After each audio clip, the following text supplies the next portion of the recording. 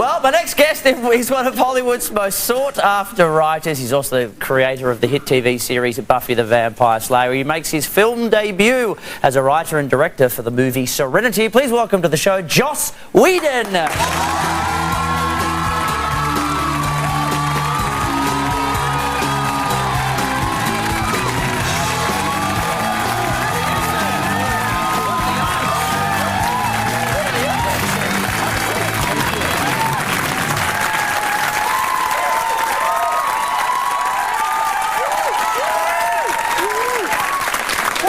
On the show. Thank you. Because we have spoken to many cast members from Buffy on the show, so it's actually nice to meet the brains behind the brawn. Excellent.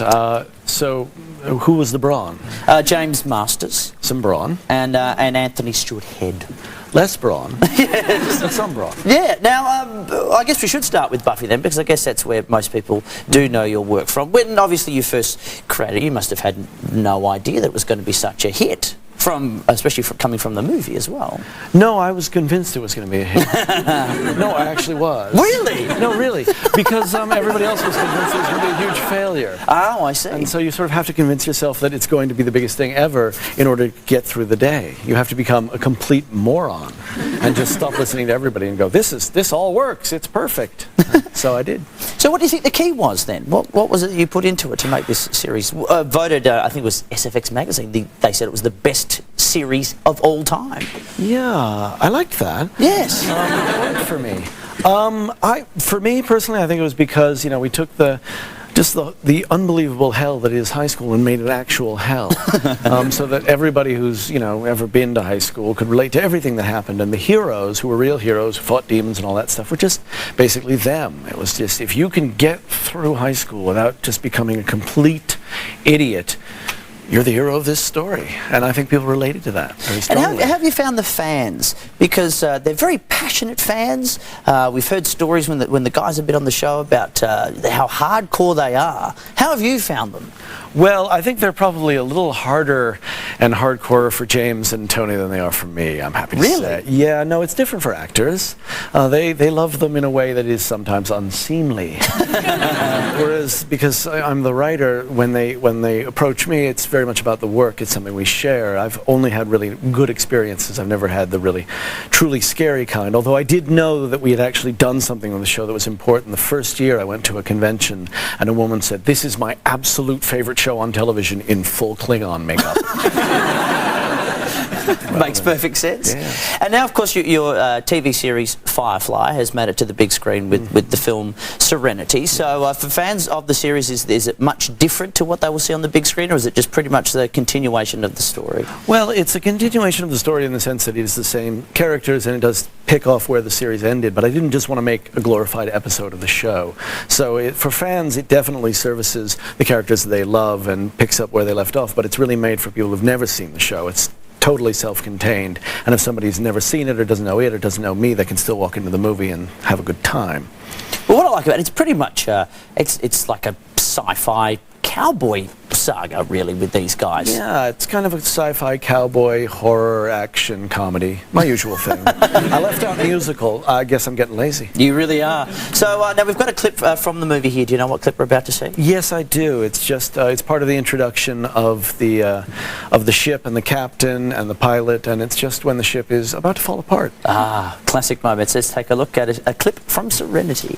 I thought Kaylee just checked the entry codes. Yeah, well, if she doesn't give us some extra flow from the engine room to offset the burn-through, this landing is going to get pretty interesting. Define interesting. Oh, God, we're all going to die? This is the captain. We have a little problem with our entry sequence, so we may experience some slight turbulence and then explode. He could have sung that line. He could have sung that line. Now, as you said, here you are trying to make a film for those people who haven't seen the TV series. Now, does that mean, because when you've got a series that's been such a cult hit, Are you worried that the fans who love this series that was their own, that maybe not too many people knew about, all of a sudden if the film's a huge hit, they'll drop it like a hot potato because it's suddenly popular? I doubt it. The Firefight fans, the browncoats as they call themselves, have been so inclusive. They get that what's exciting about it is bringing people in and getting more people to see it. It's how we got the film made, you know, their involvement and their excitement and enthusiasm. And so they're not the kind of people who are just like, no, it's only cool when I like it. They watch it, it's no longer good. That's a mindset that a lot of people fall into, but they really haven't. You know, however, if the movie is a huge hit and that happens, well, that should be the worst thing that happens to me. Yeah, exactly right. Because you were a self-confessed TV snob when you were younger, weren't you? I was a bit of a snob, yes. I only watched British TV, the BBC, which was on PBS in America, and I thought television was a vast wasteland and not to be trifled with. But then you worked actually in a video store, but it got you a job, didn't it? Well, yeah, no, I got to California ready to make films, not TV films, and then discovered that I had no money of any kind. So while I was sponging off living with my father, I was at the video store so often, and they kept asking me, you know, what should this person rent? What movie? What would you recommend? Finally, they were like, well, you just get behind the counter, and that's how I got the job, was by being their biggest customer. And so, but there was no TV for rent back then. Now, I believe that you actually have a bit of a guilty secret from working in the video store that you're going to confess for the first time ever right here on this program. Not the one about being a woman. No, not that one. We all know that. We've seen the photos. Damn that interweb. The guilty secret? Yes, from working in the video store. A particular movie. Oh, you see, now this is, it isn't actually from working in the video store because I think I was working in the video store before you were born, son. I see, right. Yes, is this about Dude, Where's My Car? It is about Dude, Where's My Car? The fact that I think it's great. You do think it's great, don't you? I do, I really do. I love Dude, Where's My Car, and I also love Newsies. What are you going to do?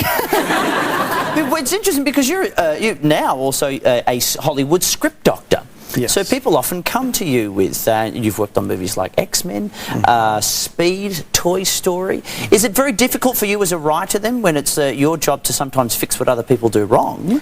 No, it's actually... To then try to come up with your own idea from scratch? No, there are two different things. Coming up with your own ideas, it's a very internal process. When somebody presents you with something that needs to be rewritten, it's laid out for you like a puzzle. It's like editing. It's really fun, actually, because you go, okay, this doesn't make any sense, but they have all these cool things, and all you have to do is put them together and make them make sense and make it hopefully funny and interesting.